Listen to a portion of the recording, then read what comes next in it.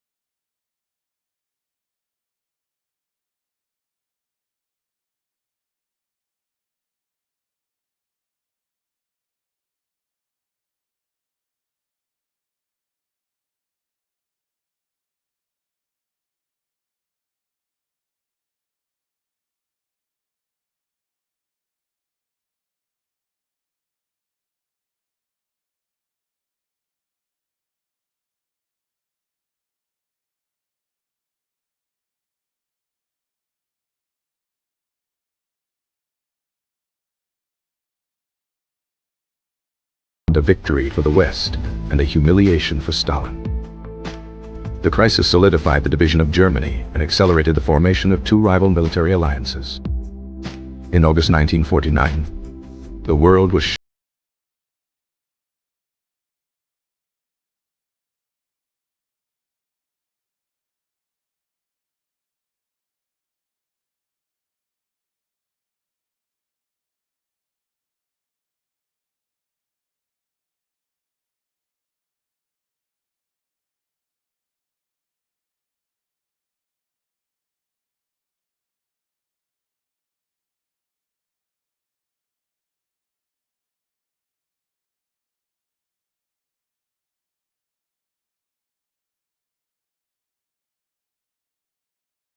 weapon. But the risk of miscalculation, accident, or madness remained terrifyingly high. The Cold War turned hot in 1950 with the invasion of South Korea by the Communist North. The conflict became a proxy war between the superpowers, with the US backing the South and China, and the USSR backing the North. General Douglas MacArthur even publicly called for the use of nuclear weapons against China. President Truman, fearing a Third World War, ultimately refused and dismissed the popular general. The Korean War ended in a stalemate in 1953, but it had demonstrated the willingness of both sides to engage in brutal conventional warfare. The 1950s also saw the development of the hydrogen bomb, a weapon 1,000 times more powerful than the one dropped on Hiroshima.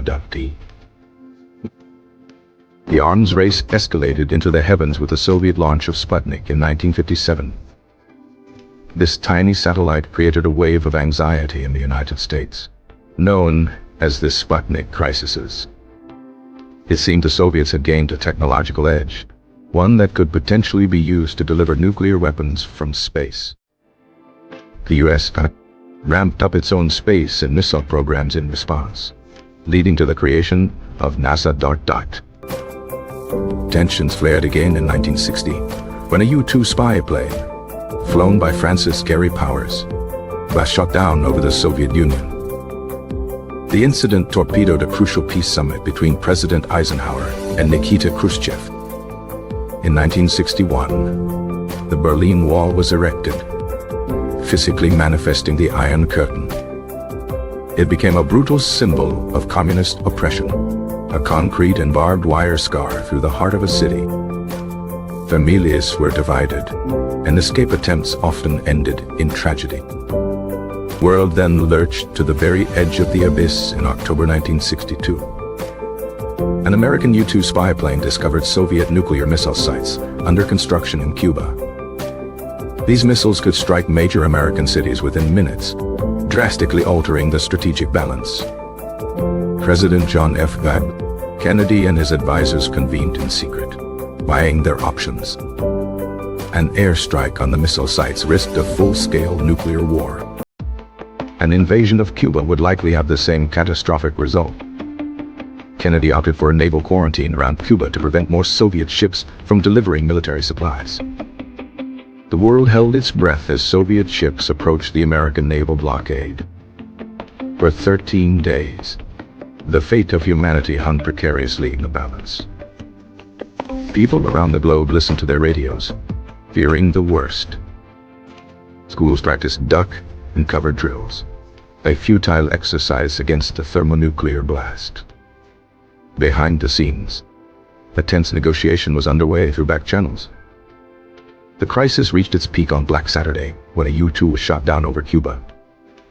Many in the U.S. military leadership demanded immediate retaliation. In a moment of immense pressure, Kennedy chose restraint. Unknown to the public at the time, a Soviet submarine commander was talked out of launching a nuclear torpedo. Vasily Arkhipov's refusal to authorize the launch may have single-handedly prevented World War III. Ultimately, Khrushchev agreed to remove the missiles in exchange for a U.S. pledge not to invade Cuba. A secret part of the deal also involved the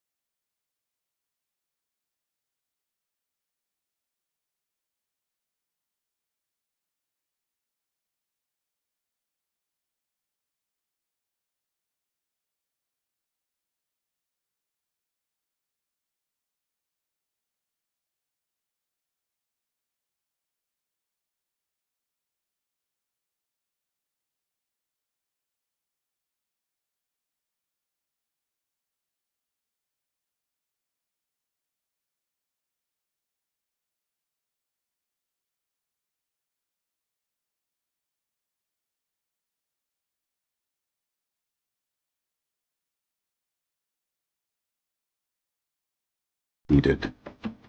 Yet, one final scare was to come in the post-Cold War era. In 1995, Russian early warning radar mistook a Norwegian scientific rocket for a U.S. Trident submarine-launched missile. For the first and only time, the Russian nuclear briefcase was activated. For several minutes, President Boris Yeltsin had to decide whether to launch a retaliatory strike. Thankfully, the rocket's trajectory was quickly identified as non-threatening, and the alert was called off. The incident was a stark reminder that even with the Cold War over, the nuclear danger